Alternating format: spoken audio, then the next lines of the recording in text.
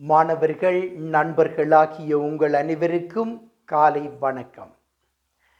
இன்றைய நாளில் உங்களுக்கு நான் கற்பிக்க விரும்பும் பாடம் யாதென்றால் ஒரு செமி மாடல் பற்றி உங்களுக்கு கற்பிக்க விரும்புகின்றேன். அது யாதென்றால் O2 என்ற செமி மாடல் ஆகும். O2 OUGHT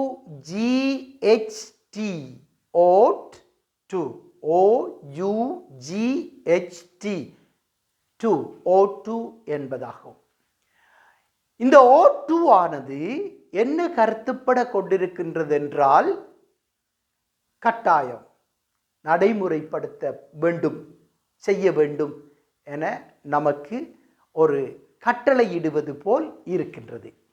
ஆனால் இதற்கு முன் நாம் மஸ்ட் என்ற கட்டாயம், நிச்சயம் என வலியுறுத்தி கூறுவதற்கு நாம் கற்றிருந்தோம்.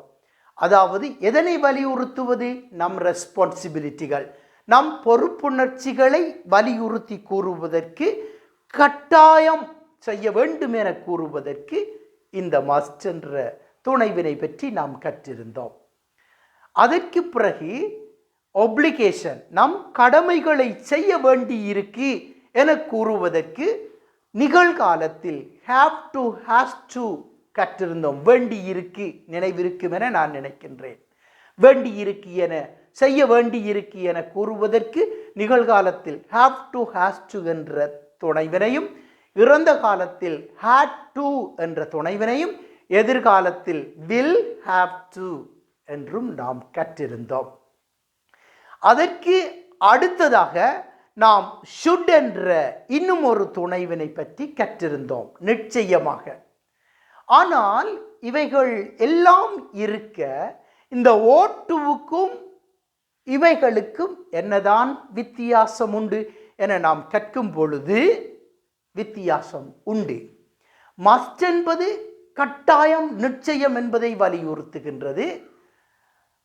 ஹாவ் டு, ஹாஸ் டு என்பது வேண்டி இருக்கு என்பதை வலியுறுத்துகின்றது. செய்ய வேண்டி இருக்கு என்ற காரியத்தை கூற பயன்படுத்தப்படுகின்றது.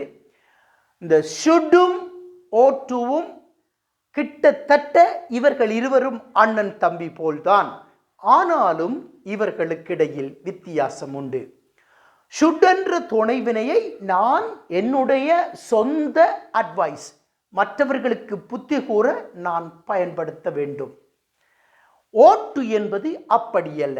நம் மூதாதையர், நம் சமூகம் நமக்கு என்ன நல்லொழுக்கங்களை கற்றுத்தந்து அவைகளை நாம் மற்றவர்களுக்கு கற்பித்து கொடுக்க வேண்டுமோ அவைகளுக்குத்தான் இந்த O2 பயன்படுத்தப்படுகின்றது. ஆகவே இந்த ஷுட் என்பதும் நிச்சயம், இந்த O2 என்பதும் நாம் செய்ய வேண்டும், நிச்சயமாக செய்ய வேண்டும் என்ற கருத்துப்பட, வேண்டி இருக்கு என்ற கருத்துப்பட இதுவும் அமைகின்றது. ஆனால் வித்தியாசம் புரிந்திருப்பீர்கள் என நான் நினைக்கின்றேன்.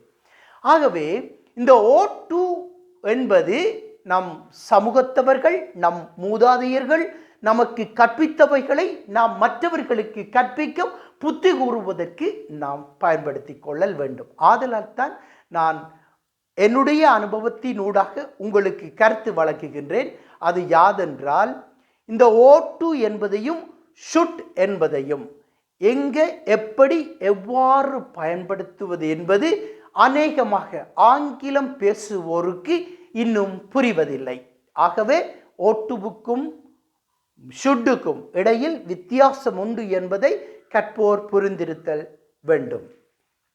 ஆகவே இந்த O2 கொண்டு ஒரு வாக்கியங்களை உருவாக்குவதற்கு வாக்கிய வாய்ப்பாட்டு முறை எப்படி அமைகின்றது என்றால், முதலில் சப்ஜெக்ட், அதன் பிற்பாடு O2 என்ற செமி மாடல் துணைவினை, அதற்கு அடுத்தது V1 நிகழ்காலத்தின் பிரதான வினைச்சொல்லின் V1 வடிவம், அதற்கு அடுத்ததாக ஆப்ஜெக்ட் வருதல் வேண்டும்.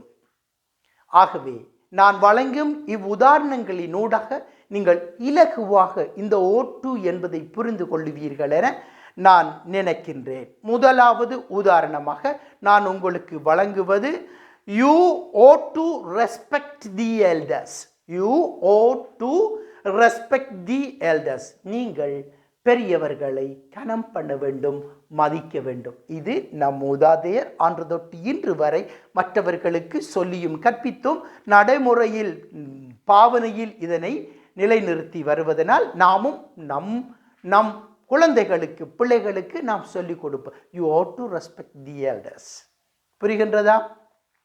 இன்னும் ஒரு உதாரணமாக, you ought to know how to behave better. You ought to know how to behave better. நீங்கள் நிச்சயம் தெரிந்து கொள்ள வேண்டும் எப்படி நன்றாக நடந்து கொள்ளுவது என்று. நீங்கள் நன்றாக நடந்து கொள்ளுவது என்பதை நீங்கள் புரிந்து கொள்ள வேண்டும், தெரிந்து கொள்ள வேண்டும். புரிகின்றதா? You ought to know how to behave better. புரிகின்றதா? இன்னும் ஒரு மேலதிகமான ஒரு உதாரணமாக, you ought to apologize if the mistake is yours.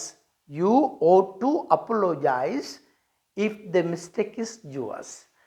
தவறு உன்னுடையதாக இருந்தால் நீ மன்னிப்பு கேட்க வேண்டும். நிச்சயம் மன்னிப்பு கேட்க வேண்டும் அல்லது மன்னிப்பு கேட்க தெரிந்திருத்தல் வேண்டும். புரிகின்றதா? You ought to apologize if the mistake is yours. Very simple and easy. ஆகவே இந்த ought to என்ற செமி மாடல் துணை வினை கொண்டு உருவாக்கிய வாக்கியங்களை எதிர்மறை வாக்கியங்களாக மாற்றுவதற்கு நீங்கள் என்ன செய்ய வேண்டும் என்றால், ought to என்று இருக்குத்தானே, ஆனால் ought not to என பயன்படுத்துதல் வேண்டும். ought not to என பயன்படுத்துதல் வேண்டும். உதாரணமாக, you ought not to take others things.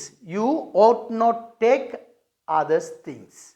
நீ மற்றவர்களுடைய பொருட்களை எடுக்கக்கூடாது அல்லது களவாடக்கூடாது. நீ மற்றவர்களுடைய பொருட்களை எடுக்கக்கூடாது அல்லது களவாடக்கூடாது. You ought not to take others things. புரிகின்றதா? இன்னும் ஒரு உதாரணம், you ought not to agree without thinking. You ought not to agree without thinking. யோசிக்காமல் எதையும் ஏற்றுக்கொள்ளக்கூடாது. தெளிவான சிந்தனை அல்லது தெளிவான சிந்தனை இல்லாமல் நீ எதனையும் எடுத்தவருக்கு ஏற்றுக்கொள்ளக்கூடாது, ஏற்றுக்கொள்ளக்கூடாது. இன்னும் ஒரு உதாரணமாக, you ought not to play but study. You ought not to play but to study. You ought not to play but study. நீ விளையாடக்கூடாது ஆனால் படிக்கணும். ஆகவே இந்த அழகான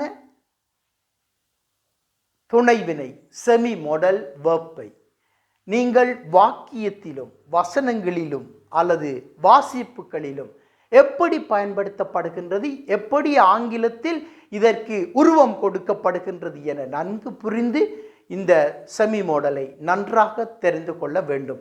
இன்னும் இதில் சில உதாரணங்களும் உண்டு. ought to be என்ற ஒரு படிப்பினை இருக்கு. அதனை பிறகு நீங்கள் இதனை கற்ற பின் நான் உங்களுக்கு கற்பிப்பேன். ஆகவே தற்போது இந்த ought to பாசிட்டிவ் சென்டென்ஸையும் நெகட்டிவ் சென்டென்ஸையும் நீங்கள் கற்க வேண்டும் என்பதற்காக இதனை இன்றைய நாளில் உங்களுக்காக நான் தரவேற்றம் செய்கின்றேன்.